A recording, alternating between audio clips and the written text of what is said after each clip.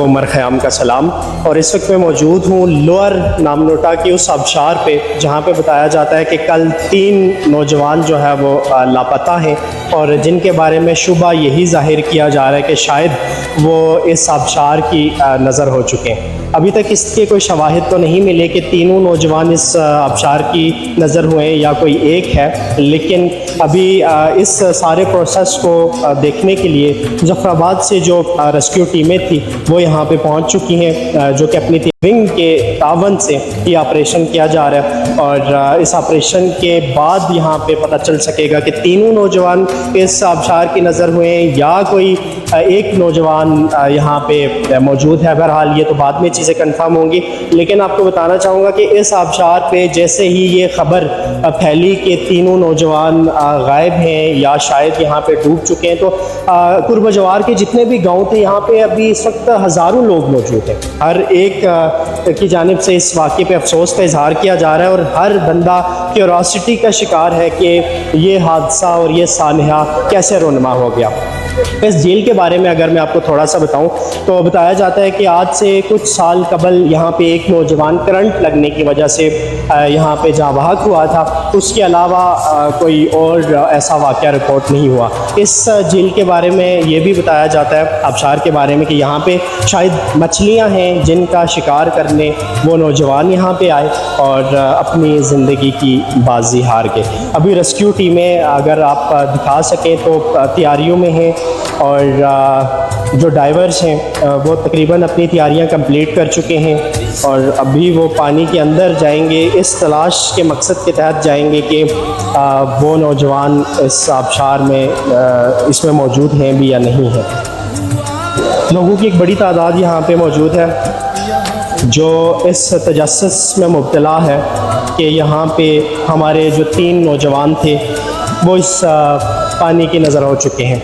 मैं कोशिश करूँगा यहाँ पे जो मुकामी ज़ोमा कराम हैं उनसे भी गुफ्तगू करूँ और उनसे ये जानने की कोशिश करूँगी वो तीनों नौजवान जो है उनका ताल्लुक़ कहाँ से था, उनकी उम्रें कितनी थी और ये वाक़या किस वक्त और कैसे रोनमा हुआ। इस वक्त मेरे साथ मौजूद हैं मारूफ सियासी और समाजी शख्सियत, इनसे मैं जानने की कोशिश करूँगा कि ये वाक़या किस वक्त रोनमा हुआ, इन नौजवानों का ताल्लुक़ कहाँ से है और इनकी उम्रें कितनी हैं।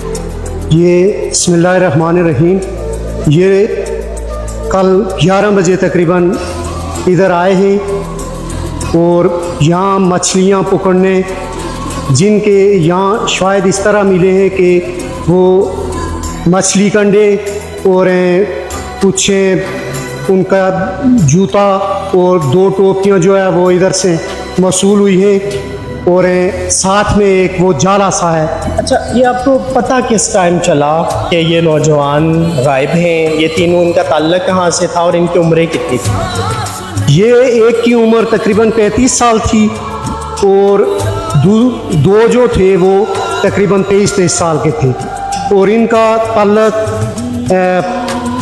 2 का छोटी नक्कर पत्थर से और एक का रैडबान पत्थर से था। और इनकी ये कोई तालिब इल्म थे, काम ना ये मेरा ख्याल है, मेरा भी ज़्यादा ताल्लुक़ तो नहीं था, लेकिन ये था कि ये कोई उस तरह का काम काज। घर वालों को किस वक्त इत्तला मिली? घर वालों को जो ही घर वालों को बता के आए कि हमें जा रहे हैं मछलियाँ पकड़ने, तो जब ये मगरब तक घर नहीं गए तो घर वालों ने फ़ोन करके, वो इनके फ़ोन नहीं लग रहे थे, तो उसके बाद वहाँ से इनके 2 कज़न वगैरह वो आए, तो वो आए और उन्होंने साथ यहाँ मकामी लोग लेके यहाँ जब पहुँचे तो फिर ये हुआ कि उनको यहाँ ये शायद मिले। अच्छा, तो ये यहाँ पे मकामी जो डाइवर्स थे, जो गोताखोर थे, उन्होंने भी ढूंढने की कोशिश की, शाम को कोई पता चल सका? आज रात गए से लगातार जो है मकामी और कुछ पत्थर के लोग यहाँ इनको ढूंढते रहे, लेकिन वो मुलाकात नहीं हो सकी। और इसी के साथ साथ अभी ये डेड बॉडी जो है वो एक गोताखोर की जानिब से अभी बरामद की गई है पानी के अंदर से। स्क्रीन पे आप देख सकते हैं उनको पानी से बाहर निकाला जा रहा है और ये जो डाइवर थे अभी पानी के अंदर गए और उन्होंने उस बॉडी को वहाँ से निकाला। और यहाँ पे लोगों की एक बहुत बड़ी तादाद जिनको डिस्ट्रिक्ट एडमिनिस्ट्रेशन और मुकामी ज़ोमा की जानिब से भी कंट्रोल करने में ख़ासी दुश्वारी का सामना आ रहा है। और Jammu Kashmir United welfare wing के जो नौजवान हैं वो भी इस ऑपरेशन में शरीक हैं। SDMA के तावन से ये ऑपरेशन किया जा रहा है। हमारे जो गोताखोर हैं वो अभी एक डेड बॉडी बरामद हुई है पानी के अंदर से।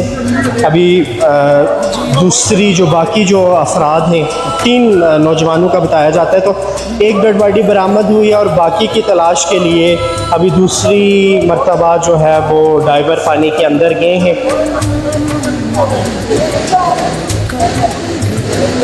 और इशारा दिया पानी के अंदर से, लेकिन अभी इस बारे में कोई इतला नहीं है।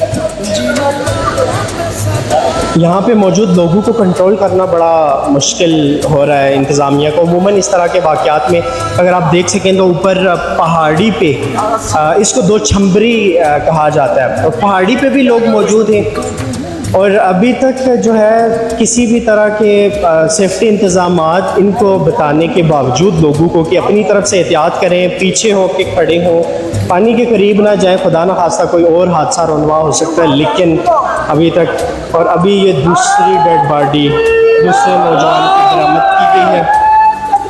अभी दूसरे नौजवान को भी पानी से निकाल लिया गया है और बड़े अफसोसनाक मनाज़र हैं। हर आँख ही इन नौजवानों को देख के अश्कबार है। और ये यहाँ पे मछलियों का शिकार करने इस झील पे आए, इस आबशार पे आए और ख़ुद मौत का शिकार हो गए, ख़ुद इस आबशार का शिकार हो गए। और बड़ी अफसोसनाक मनाजिर हैं। ये नौजवान जिन्होंने ज़िंदगी की बहारें देखनी थी, जिन्होंने अपनी ज़िंदगी में बहुत सारे उमूर अंजाम देने थे, लेकिन शायद खुदा को कुछ और ही मंजूर था और ये अपनी ज़िंदगी की मज़ीद बहारें ना देख सके और मछली के शिकार की ख्वाहिश में ये इस आबशार की नज़र हुए। अभी भी लोगों को कंट्रोल करने की कोशिश की जा रही है, लेकिन बड़ा मुश्किल काम है यहाँ पे इन लोगों को कंट्रोल करना। इंतज़ामिया भी अपनी तरफ से कोशिशें कर रही है और जो यहाँ पे मुकामी ज़ोमा कराम है वो भी कोशिश कर रहे हैं कि लोगों को आगे जाने से रोका जा सके, खुदा न खास्ता कोई और हादसा ना रोनमा हो। अभी दूसरी डेड बॉडी के बरामद होने के बाद जो डाइवर थे वो दोबारा से तीसरी मरतबा पानी के अंदर जा चुके हैं और कोशिशें कर रहे हैं। असगर साहब, आप बताइएगा, ये जो 2 डेड बॉडीज़ अभी बरामद हुई हैं, इन नौजवानों का ताल्लुक और इनका क्या नाम है, इनको आप जानते हैं, देखा था कभी? ये मैंने नहीं देखा अभी कि ये कौन है, लेकिन तीनों का ताल्लुक चूँकि पत्थर से है, तीनों का ताल्लुक पत्थर से। तो डेफिनेटली जो बाकी जो लोग हैं, जो नौजवान हैं, इनके वर्सा भी इधर मौजूद होंगे। जी बिल्कुल। तो ये जगह है नामनूटा एलिसोजल और कोकोट के संगम पे वाक़या है। ये 2 छम्बरी कहते हैं इसको, 2 छम्बरी कहते हैं। असरफ साहब, जैसे बताया गया कि अभी आज से पहले एक वाक़या यहाँ पे इस तरह का रिपोर्ट हो चुका हुआ, तो ये ऐसी बात नहीं है, बल्कि यहाँ कहीं माजी में 2 वाक़या बताते हैं। ये जो करंट लगने से वो नीचे हुआ था, ये इस जगह पे नहीं हुआ था, लेकिन हमारे होश हवास से केवल 2 वाक़या इस जगह पे हो चुके हैं और ये बहुत बड़ी ये जो झील है। और अभी ड्राइवर तीसरी डेड बॉडी को लेके वापस आए, तीसरे नौजवान को भी निकाल लिया गया है। ये तीनों डेड बॉडीज़ बरामद कर ली गई हैं और इंतहाई अफसोसनाक मनाजिर हैं। आप ऑन स्क्रीन देख सकते हैं कि ये तीनों नौजवान माशाल्लाह से अभी जवानी में इन्होंने कदम ही रखा था और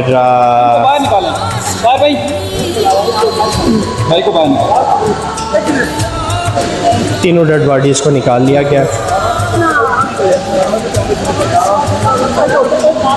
और असगर साहब, जो एक डेड बॉडी बरामद हुई है उसके पाँव में जूते नहीं थे जो शायद बाहर थे, और ये बाकी दोनों नौजवानों के पाँव पे जूते थे, तो इससे शुबह यही जाहिर किया जा सकता है कि शायद ही उसको बचाने की कोशिश सर ये था ना कि एक है यहाँ से पड़ी से फिसल के यहाँ झील में गया, तो दूसरा उसको बचाने के लिए, मतलब शायद ये बता रहे हैं कि दूसरा उसको बचाने के लिए गया और फिर तीसरा उसको पकड़ने के लिए गया, तो इस तरह ये तीनों जो है ना। अच्छा, और इस वक्त मेरे साथ मौजूद हैं chairman union council Ali सोजल Sajid Naseer साहब। साजिद साहब से कुछ चीज़ें जानने की कोशिश करूँगा। साजिद साहब, ये जो तीनों नौजवान थे, इनका बेसिकली जो ताल्लुक था वो कहाँ से था और ये क्या करते थे? ये जो कल इतना अफसोसनाक वाक़या पेश आया है, इसकी इत्तला कैसे मिली और ये कैसे फिर आपको पता चला कि ये इस पानी के नज़र हो चुके हैं? बिस्मिल्लाहिर्रहमानिर्रहीम, बहुत शुक्रिया उमर साहब। बेसिकली तीनों जो नौजवान थे इनका ताल्लुक है यूनियन काउंसिल पखर से था, और फैमिली भी इनकी तकरीबन एक ही या कज़न वज़न है ये आपस में। ये जो इब्तदाई जो मालूमात है जो इनके कज़न है उनसे जो हमने पूछा है वो ये है कि ये कल 11 बजे के टाइम ये तीन लोग यहाँ पे मछली के शिकार के लिए आए, लेकिन कल दिन को मुख्तलिफ टाइम पे इनके साथ इनके कज़न वज़न का रब्ता भी रहा, लेकिन शाम देर तक जब ये घर नहीं गए फिर इनके नंबर स्विच ऑफ हो गए। तो रात को 9-10 बजे तक घर वालों ने इंतज़ार किया, फिर उन्होंने ओस पड़ोस पे इतला दी कि इस तरीके से अभी तक इनसे कोई रब्ता नहीं हुआ। फिर गए रात तकरीबन 10 बजे के करीब ये इतलात के मुताबिक इनके जो करीबी रिलेटिव्स हैं वो यहाँ पर आ गए। तो उन्होंने जब यहाँ पे आए तो यहाँ पे उन्होंने जो देखा तो एक नौजवान के जूते उतरे हुए थे साइड पर, और 2 नौजवान की जो कैप्स थी तो वो पानी के ऊपर तैर रही थी। तो उससे ये खदशात ज़ाहिर हो गए इनके साथ कोई हादसा हो गया है। फिर रात में जो करीबी यहाँ के जो लोग हैं उनको भी इतला की गई। फिर रात क्योंकि सर्दी भी बहुत है और पानी की जो कैफियत है उसमें तो कोई कम्युनिटी का आदमी नहीं उतर सकता था, इसलिए रात लोगों ने अपने तौर पे जो कोशिश की वो कर सके, लेकिन नहीं हुआ। अर्ली मॉर्निंग ये खबर यहाँ पे तकरीबन पूरे इलाके के अंदर ही फैल गई, फिर सोशल मीडिया के ज़रिए भी, और फिर आपके सामने जो है तो मुजफ्फराबाद से जो है तो रेस्क्यू वाले लोग आए। मैं ज़ाती तौर पर यहाँ का ज़िम्मेदार भी हूँ, तो मैं शुक्रगुजार भी हूँ उन लोगों का। Jammu Kashmir United welfare wing के जो ज़िम्मेदार हैं अमर ज़िया साहब, जिनकी ज़ेर सरपरस्ती और जिनकी कोलैबोरेशन से ये ऑपरेशन कंप्लीट हुआ। आमिर साहब, हर जगह पे कोटली का कहीं डूबने का वाक़या हो, आज़ाद वतन का वाक़या हो, रबना कोट में हो, या आज इस झील का वाक़या हो, तो आपने हमेशा आपकी टीम ने बड़े जानदार अंदाज में खिदमत अंजाम दिए। और इसमें एक आपसे जो सवाल पूछना था वो ये था कि आप नहीं समझते कि आपकी टीम जो मुजफ्फराबाद से यहाँ पे सुबह आई उसका कोई इंतज़ाम व इंसराम ज़िले सतह पे भी होना चाहिए, ताकि बर वक्त कल 11 बजे का ये वाक़या रिपोर्ट हुआ था, बुरसा को शाम मगरिब के बाद पता चला कि शायद ये पानी की नज़र हो गए, तो बर वक्त इतला मिलती तो आप नहीं समझते कि ये चीज़ें कल बर वक्त ही कवर अप हो जाती? उमर भाई, सबसे पहले तो हम आपका शुक्रिया अदा करते हैं। जिस तरह हमारी टीम मुश्किल हालात में और इस तरह के हालात में जिस तरह हमारी टीम पहुंचती है, उसी तरह उमर भाई आप भी पहुंचते हैं और पहुंच के आप जो है ना वो रिपोर्टिंग करते हैं। मैं ये समझता हूँ कि जब हादसा होता है, मतलब ये अल्लाह की ख़ास मदद से आज का जो ये रेस्क्यू ऑपरेशन है ये हुआ, और अल्लाह ताला की ख़ास मदद से तीनों बॉडियाँ 10 से 15 मिनट में बाहर भाइयों ने निकाल के लाई हैं। मैं ये समझता हूँ कि जब हादसा होता है तो लोग जज्बाती होते हैं, कहते हैं जी कि ये ज़िले सतह पे होना चाहिए, तहसीली सतह पे ये होना चाहिए, रेस्क्यू सेंटर होने चाहिए। मैं आपको ये बताऊँ कि इस वक्त अशद ज़रूरत है कि हम पत्तन के ऊपर रेस्क्यू सेंटर बनाएं, क्योंकि वहाँ पे भी आए दिन हादसा होते रहते हैं और हमारे पूरे डिवीज़न में हादसा होते हैं। और ये वाटर रेस्क्यू का जो ये हमला है ये सिर्फ अल्लाह के फजल करम से हमारा हमला है जो पूरे कश्मीर में काम करता है। तो मैं ये समझता हूँ कि इस पे हमें खुसूसी और लोगों को भी खुसूसी तवज्जो देनी चाहिए। और आज का ये कामयाब जो ऑपरेशन है इस पे हम सबसे पहले अल्लाह रब्बुल इज़्ज़त का शुक्रिया अदा करते हैं कि अल्लाह ताला की ख़ास मदद से आज का ये ऑपरेशन कामयाब हुआ। और मैं आते हुए भाइयों से ये बात कर रहा था कि हम 2 बजे से यानी 2 बजे से पहले ये ऑपरेशन ख़त्म करके हम इंशाल्लाह वापस जाएंगे, और अल्लाह ताला की ख़ास मदद से ये। बहुत शुक्रिया आमिर साहब, और तमाम देखने वालों की जानिब से आपकी टीम को स्पेशली कंग्रेचुलेट किए। उन्होंने हमेशा से मुश्किल हालात में और मुश्किल जगहों पे जाके इस तरह के ऑपरेशन किए, और उसी के साथ साथ एट दी एंड नाज़रीन आपको ऐसी चीज़ें दिखाने का एक मकसद ये होता है कि आप तक जो इन्फॉर्मेशन है, जो वाक़यात जैसे रिपोर्ट हो रहे हैं वो पहुँचाने की कोशिश करूँ। और दूसरी जो मेन वजह वजह होती है वो ये होती है कि इन वाक़यात के तदारक के लिए हमें क्या करना चाहिए, क्या होना चाहिए था माजी में, वो चीज़ें दिखाने की मैं ज़रूरत महसूस करता हूँ। और मुस्तक़बिल करीब में ऐसी चीज़ों को रोकने के लिए क्या होना चाहिए, किस तरह के इक़दाम होने चाहिए जो बेहद ज़रूरी हैं, जिनकी तरफ शायद हमारी तवज्जो नहीं जाती। और यही वजह है कि आज हमारे यहाँ ऐसा कोई रेस्क्यू सेंटर ना होने की वजह से इन टीमों को मुज़फ़्फ़राबाद से यहाँ पे आना पड़ा और इन्होंने आके ऑपरेशन किया। आप खुद अंदाज़ा कर सकते हैं कि अगर मुकामी सतह पे, ज़िलाई सतह पे हमारे पास ये चीज़ें अवेलेबल होती तो हम शायद कल इस वाक़े की इत्तला जैसे ही मिली थी तो उसी वक्त हम ये रेस्क्यू ऑपरेशन कर लेते और इतना तवील इंतज़ार ना करना पड़ता। बहरहाल बहुत सारे सवालात हैं इसी प्रोग्राम के साथ कि खुदा आपको जहाँ रखे महफूज रखे। अब से इजाज़त चाहूँगा। अल्लाह मेरा और आप सबका हामी और नासिर।